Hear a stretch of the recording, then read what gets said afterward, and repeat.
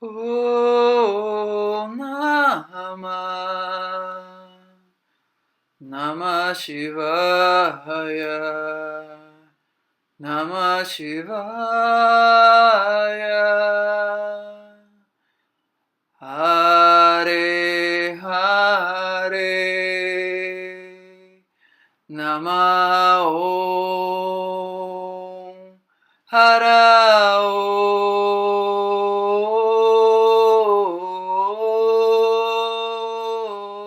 Namah. Namah Shivaya. Namah Shivaya.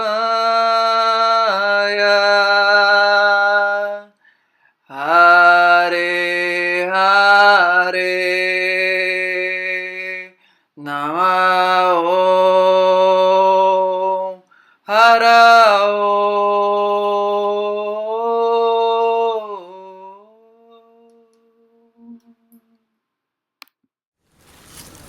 Om Sahana Vavatu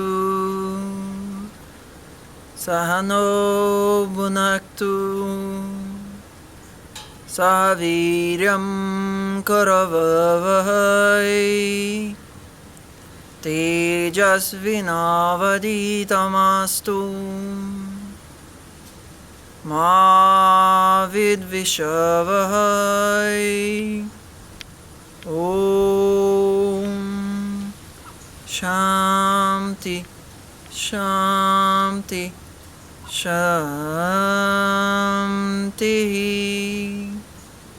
Hari Om.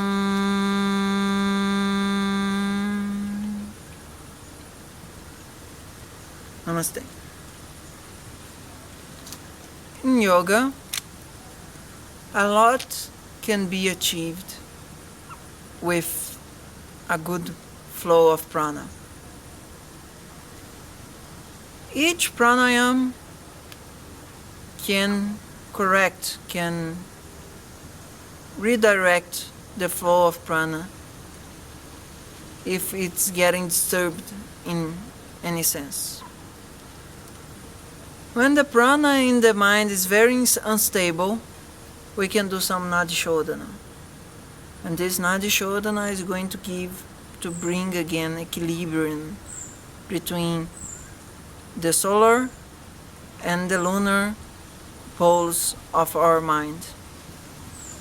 Hatha, Ida, Pingala. It works. If we are with our prana in our digestion, with low potency, low energy, we can do some Kapalabhati. And this will increase the secretion of digestive enzymes. This is going to help our digestion previously. If you want to lose weight and we want to have a very strong Agni burning the tissues, we can do Agni Sara.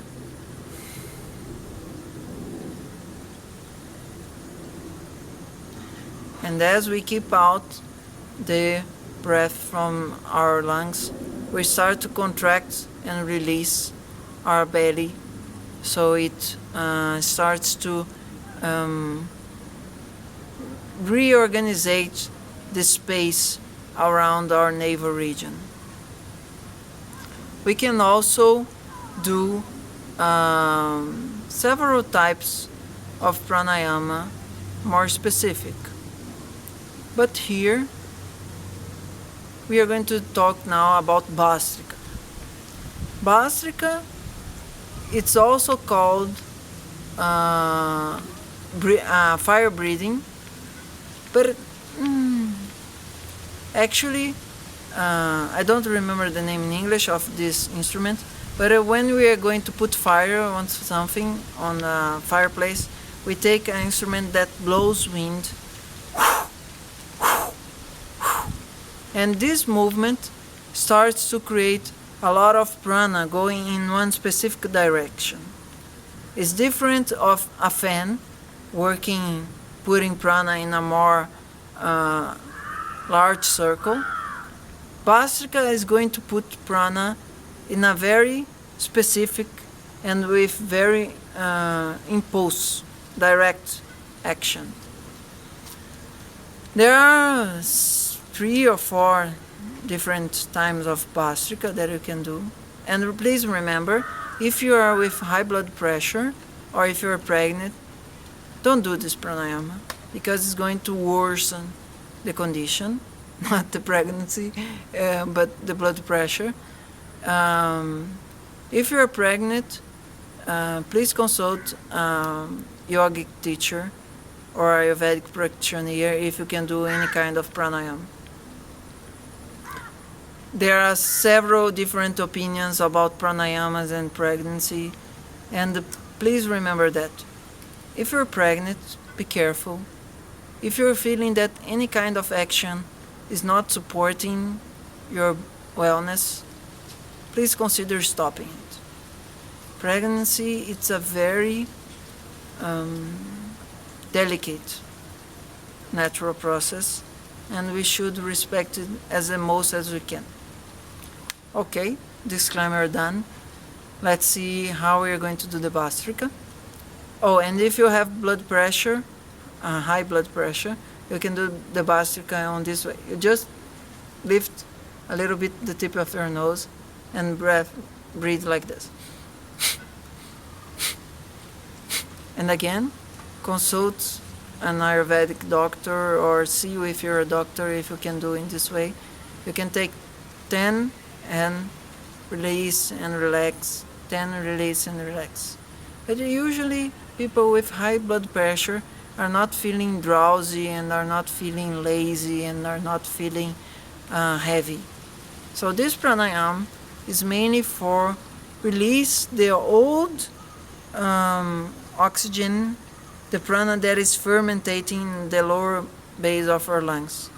Because if the oxygen, if the air gets old inside us, we get sick. This is a very interesting concept because in the West we mainly use the clavicular and the middle area of our lungs to breathe. But in yoga, breathing with the lower part of our lungs, the diaphragmatic breathing, is much more powerful in a sense to bring longevity. Okay, so the Bhaastrika that we are going to do now should be done in a relaxed manner. No tension in the forehead, no need to frown. You just like breathe in from the nose, breathe out.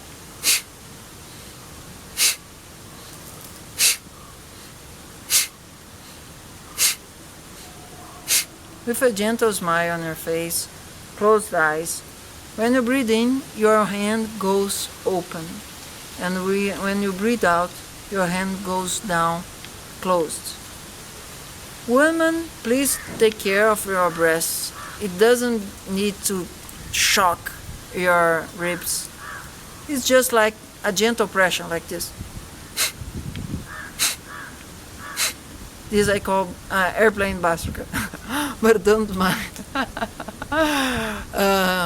The important thing is that we are pressing the lungs so it can release the old air that it's locked up there. Okay?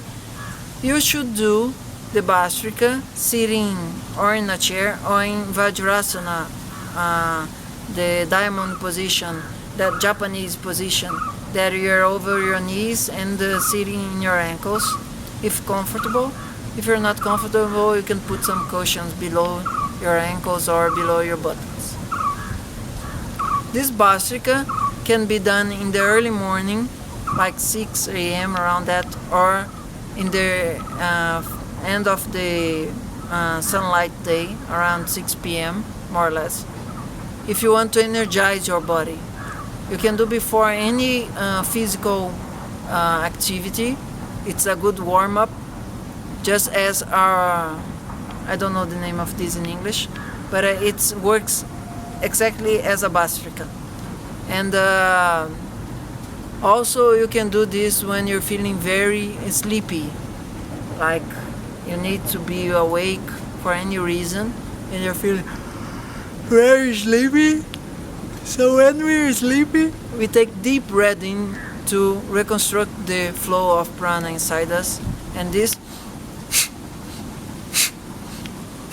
pranayama you can do from 15 to 20 in one round with your eyes closed. Rest with your palms facing the sky or the ceiling. And then more 15, 20 in a very comfortable rhythm, always breathing from the nose, and then relax. Have a nice smile. With your heart, with a big sensation of expansion, you do once more. And you do 15, 20, always breathing only from the nose. If your nose blocked, you shouldn't be doing this from the mouth. This is going to be harmful for you. If your nose are blocked, you can do different kind of pranayamas to clean it. If only one nose is open, okay, you can do, and if there is a lot of things going out from your nose, you just can clean after the round. It's very good to take out phlegm after from the lungs and to be with more breathing capacity. So, please be careful with these recommendations. You can use Bhaastrika daily. People from all ages can do Bhaastrika, but it shouldn't be forceful. And it has to pay attention not to be with any kind of headache after it. It's not to do it strongly, it's to do it properly, like pressing. And not in the West, a lot of times we think that more force is going to make better results. And in yoga, it doesn't make so much sense, or no sense at all. But okay, Namaste.